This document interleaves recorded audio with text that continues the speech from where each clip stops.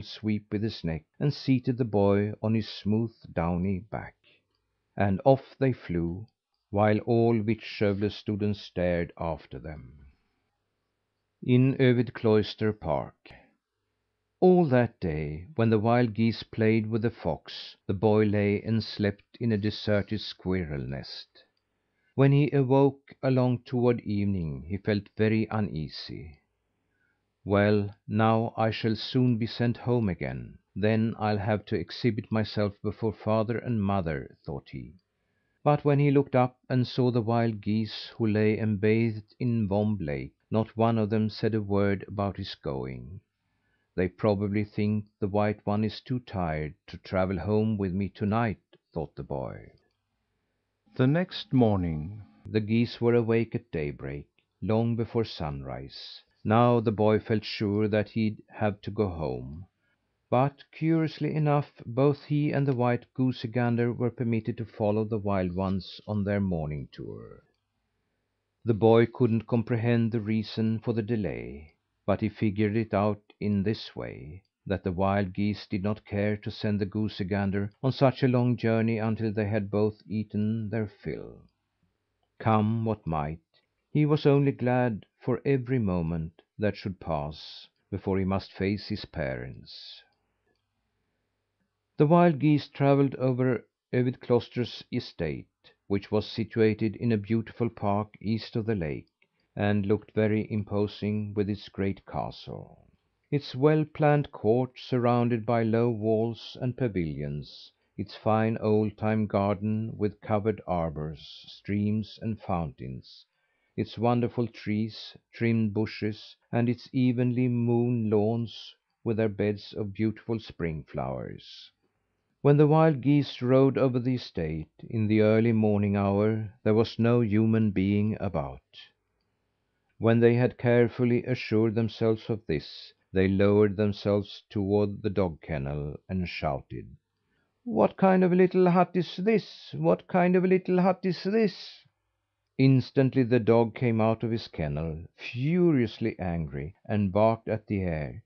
"Do you call this a hut, you tramps? Can't you see that this is a great stone castle? Can't you see what fine terraces, and what a lot of pretty walls and windows and great doors it has?" "Bow wow! Wow! Wow!" "Don't you see the grounds? Can't you see the garden? Can't you see the conservatories? Can't you see the marble statues? You call this a hut, do you? Do huts have parks with beech groves and hazel bushes and trailing vines and oak trees and firs and hunting grounds filled with game? Wow! Wow! Wow! Do you call this a hut? Have you seen huts with so many outhouses around them that they look like a whole village? You must know of a lot of huts that have their own church and their own parsonage, and that rule over the district, and the peasants' homes, and the neighbouring farms and barracks. Wow! Wow! Wow! Do you call this a hut? To this hut belongs the richest possessions in Skåne. You beggars! You can't see a bit of land from where you hang in the clouds that does not obey commands from this hut. Wow! Wow! Wow!" All this the dog managed to cry out in one breath, and the wild geese flew back and forth over the estate and listened to him until he was winded. But then they cried: "What are you so mad about? We didn't ask about the castle. We only wanted to know about your kennel, stupid!" When the boy heard this joke, he laughed. Then a thought stole in on him, which at once made him serious. Think how many of these amusing things you would hear if you could go with the wild geese through the whole country, all the way up to Lapland, said he to himself. And just now, when you are in such a bad fix, a trip like that would be the best thing you could hit upon. The wild geese travelled to one of the wide fields, east of the estate, to eat grass roots, and they kept this up for hours. In the meantime the boy wandered in the great park which bordered the field. He hunted up a beech nut grove and began to look up at the bushes to see if a nut from last fall still hung there. But again and again the thought of the trip came over him as he walked in the park. He pictured to himself what a fine time he would have if he went with the wild geese. To freeze and starve, that he believed he should have to do often enough, but as a recompense he would escape both work and study. As he walked there, the old gray leader goose came up to him and asked if he had found anything eatable. No, that he hadn't, he replied, and then she tried to help him. She couldn't find any nuts either, but she discovered a couple of dried blossoms that hung on a briar bush.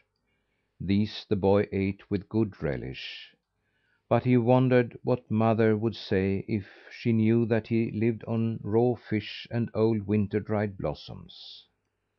When the wild geese had finally eaten themselves full, they bore off towards the lake again, where they amused themselves with games until almost dinner time.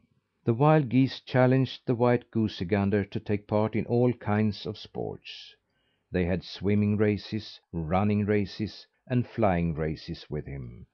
The big tame one did his level best to hold his own, but the clever wild geese beat him every time.